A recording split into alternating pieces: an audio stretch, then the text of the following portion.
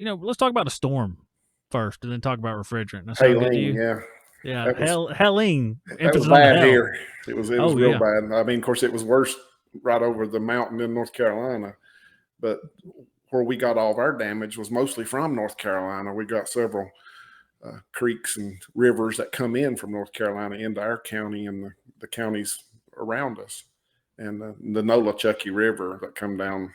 I think it's part of the Toe River and maybe the Cane River or something over in North Carolina. Wherever they meet, they become the Nolichucky, and it come down through Irwin, and it washed people away. I mean, there was people working in this plastic factory. It's right beside Interstate 26. It's just an industrial hmm park, and people it came up so quick they couldn't get out, and it washed them away.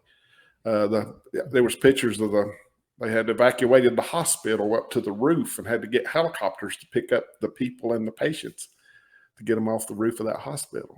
It was and it washed out both the north and south, or north and I guess that'd be east and westbound lanes of I-26. Washed the ends of the yeah. bridge off. So Oh that yeah. that road was closed, and of course I-40 got washed away down in the Pigeon River Valley. So both of our Again, routes into North Carolina was closed.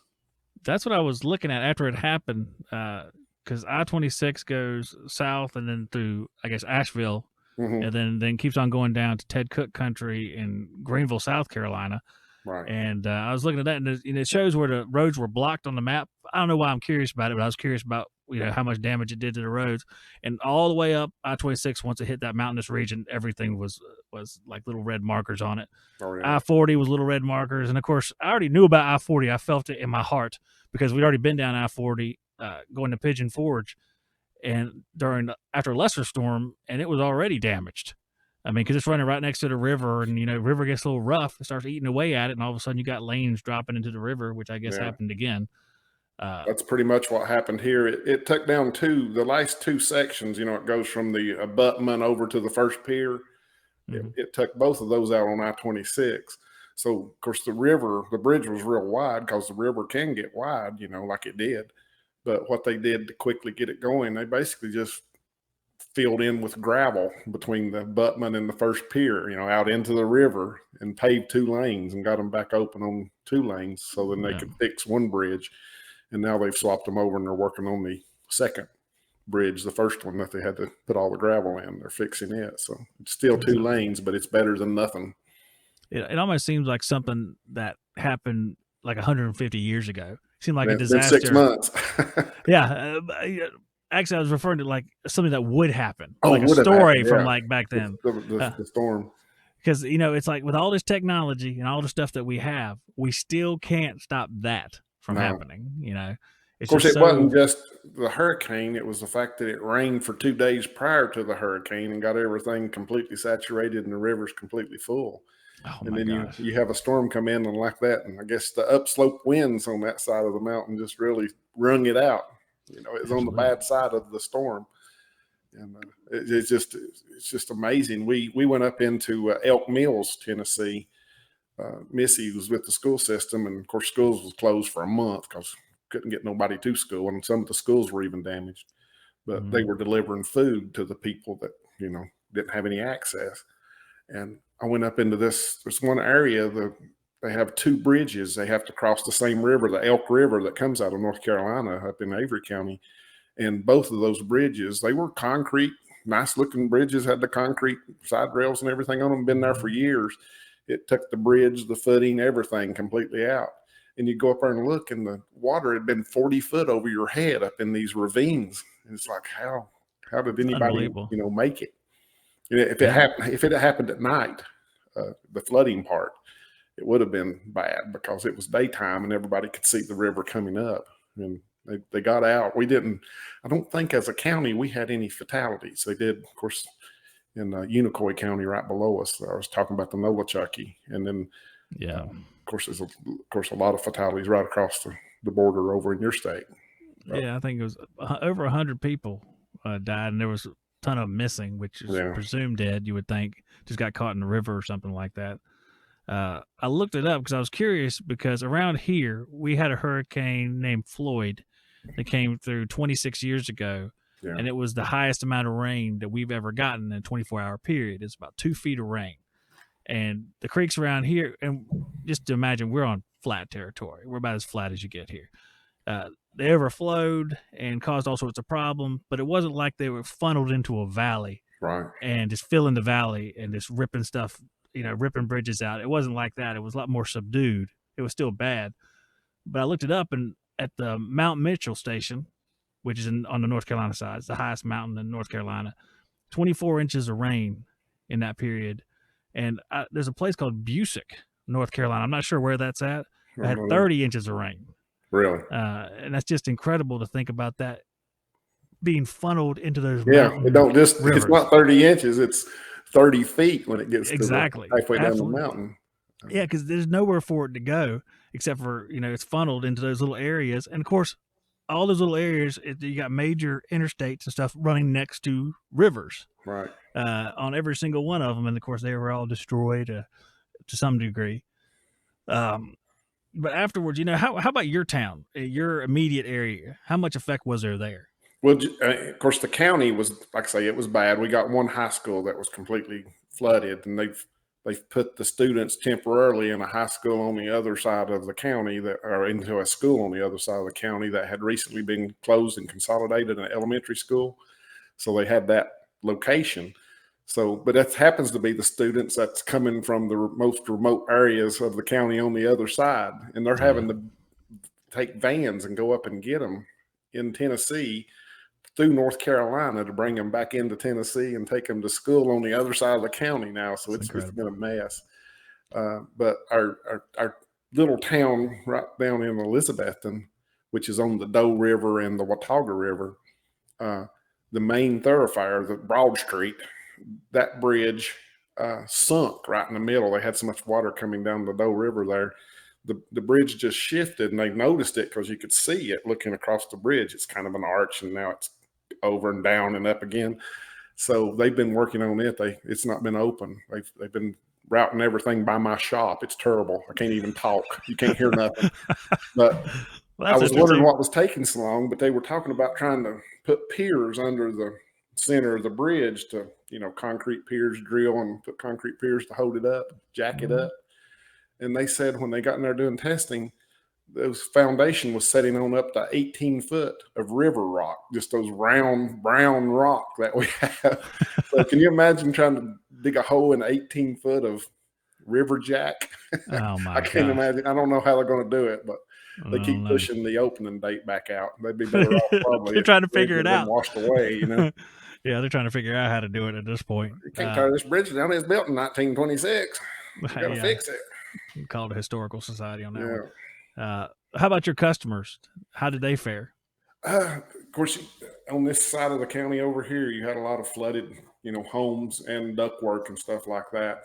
Some of the larger contractors here was running ads on Facebook wanting duct installers. I did a few change outs because of the flood, but I didn't take on any where I had to do complete duct replacement just because I'm old. Hey, I'm thumbs up on that one. That's wisdom right there. It's not that you're old; it's that you're wise. Maybe that's what it is. I'm getting smarter instead of. There's wisdom. Yeah. Do you want to do a duct? No, thank you. It's just thanks. No, that's okay. That's why there's subs out there. That's why subcontractors were invented.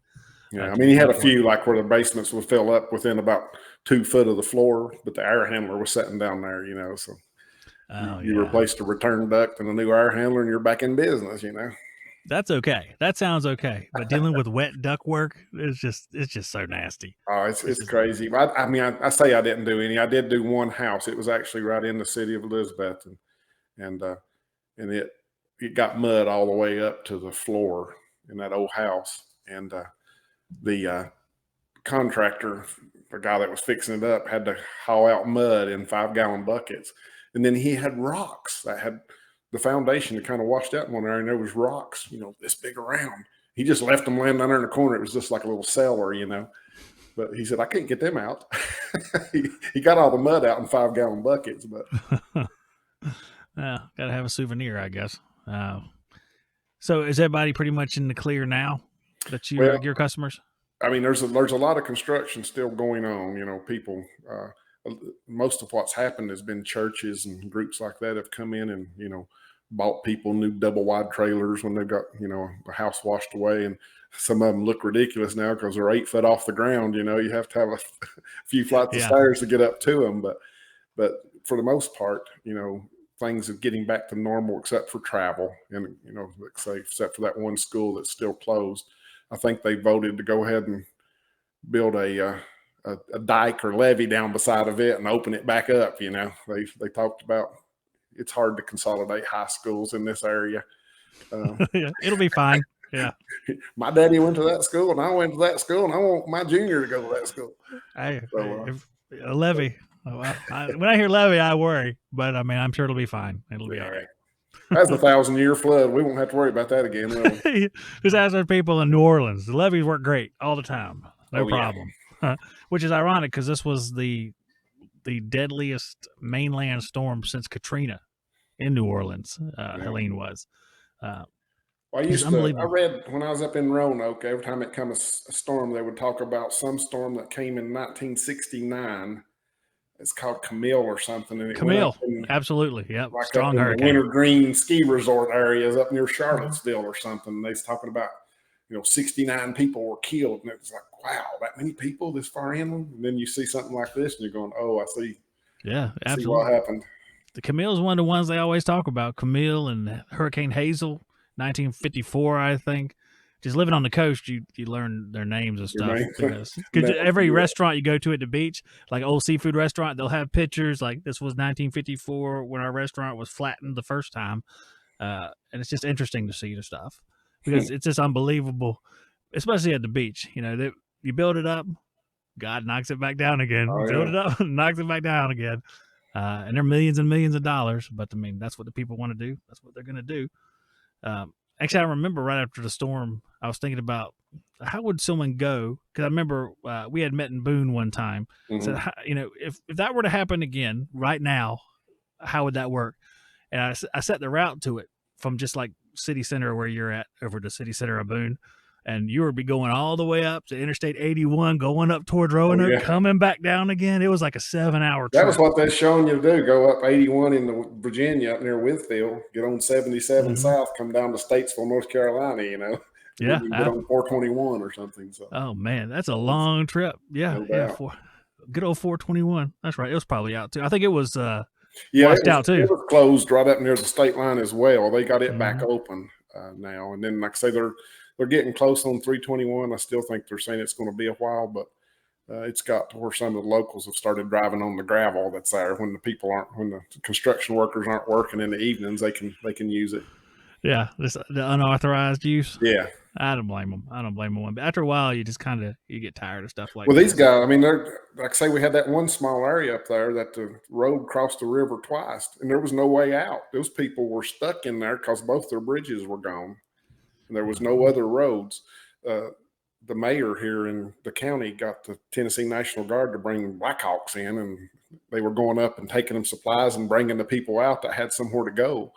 And that's all they had for a while. But along one of those, where those bridges were on either side of the river, there was a little side road that went down in the holler beside the river. And those locals, they found a spot where the roads got down real close to the river level, brought in 2 or 3 tractor trailer flatbeds and lashed them together out in the river and made them a bridge. Oh man, I like that.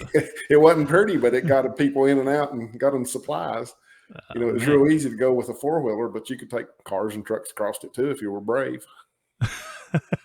Now, have you ever gone across it? I walked across it when I took the food up there that time, but. Yeah, I wouldn't blame you. Just walk across it'd be good. That sounds because whenever we go up the mountains, I remember every road you have, there's always these little offshoot roads, and they're like the steepest grade and the worst roads ever, and they're narrow. And if there's another car coming, you got to make a decision on who's going where. It's just that's what I picture there. One of them little that's where I was down. Looking up. I was telling you earlier, there was like 40 foot of water come through that ravine down through there, where them bridges were washed away, and you could see the stuff hanging in the trees. And I was talking to one of the locals there, and he said, well, over there where you see that truck up against that tree, there was a house sitting right there, and it's gone. No sign of it. It just sand. It just took the foundation. Everything was gone down the river. and into the lake. That's incredible. I mean, if people haven't seen this, there's videos. The ones I'm most familiar with are the ones that happened in Asheville, because Asheville took just a beating. It's just the whole downtown, and you'd see houses floating down the river. There's a whole lot of videos of that just to kind of picture, what happened and how fast it happened. I know there's guys that would say this was at 8 a.m., this was at 11 a.m., and you see the river just building so fast you wouldn't be able to escape even if you wanted to. Right. Which is scary. That's a very scary thing to have to go And then through. the mudslides that happened on these steep slopes, where it just, took trees, mud, dirt, everything down the mountain and just kept snowballing as it came down. That was bad too. Yeah, it's something that already happens on the mountains periodically. You have like rocks falling and stuff like that. I know I see the signs, rocks fall zone, be vigilant. It's like, okay. All right. Well, that giant rock comes down, hits the car. There's nothing much I can do about it but die. Because you see some of the rocks that come off the mountain.